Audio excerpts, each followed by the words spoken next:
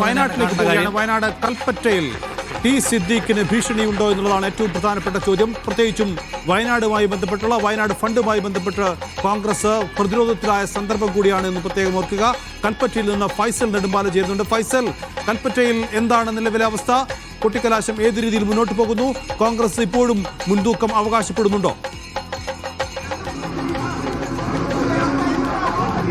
വലിയ ആവേശം തന്നെയാണ് വയനാട്ടിലുമുള്ളത്. നമ്മളിപ്പോൾ കൽപ്പറ്റ നിയോജക മണ്ഡലത്തിലാണുള്ളത്. നമുക്കറിയാം, കേരളം തന്നെ ഏറ്റവും കൂടുതൽ ചർച്ച ചെയ്യപ്പെട്ട മുണ്ടക്കൈ ചൂരൽമല പുനരധിവാസം, അതിലേതൊക്കെ പാർട്ടികൾ എന്തൊക്കെ ചെയ്തു എന്നുള്ളത് കൃത്യമായി കൊണ്ട് കേരളം ചർച്ച ചെയ്യപ്പെടാൻ കോൺഗ്രസ്, ലീഗ്, അതുപോലെ സർക്കാർ ദുരന്ത ബാധിതർക്ക് വേണ്ടി എന്ത് ചെയ്തു എന്നുള്ള കാര്യം കൃത്യമായി നമ്മൾ ചർച്ച ചെയ്യുന്നതാണ്. ഏറ്റവും പ്രധാനമായി എടുത്തു പറഞ്ഞ ഓരോ പാർട്ടിക്കാരും അതുമായി ബന്ധപ്പെട്ടുകൊണ്ടുള്ള വിഷയങ്ങൾ തന്നെയാണ് ചർച്ച ചെയ്യപ്പെടുന്നത്.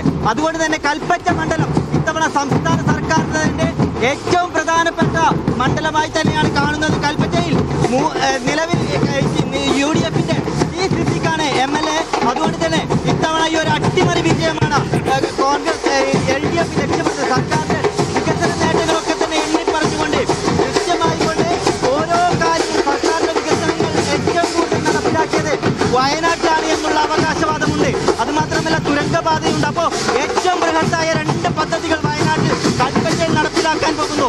ഈ ഉന്നയിച്ചുകൊണ്ട് ഇത്തവണ കൽപ്പറ്റയിൽ അട്ടിമറി വിജയം നേടാൻ കഴിയുമെന്നുള്ള പ്രതീക്ഷയാണ് LDF പങ്കുവെക്കുന്നതെങ്കിൽ ദുരന്തബാധിത മുഖത്ത് ടി സിദ്ദീഖ് നടത്തിയ പ്രവർത്തനങ്ങളുണ്ട്.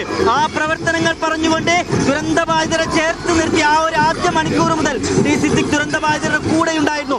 ഇത്തരം വിഷയങ്ങൾ, അതുമാത്രമല്ല ദുരന്തബാധിത മേഖലയിലെ വിദ്യാർത്ഥികൾക്ക് ടി സിദ്ദീഖ് നടപ്പിലാക്കിയ വിദ്യാഭ്യാസ പദ്ധതികളുണ്ട്.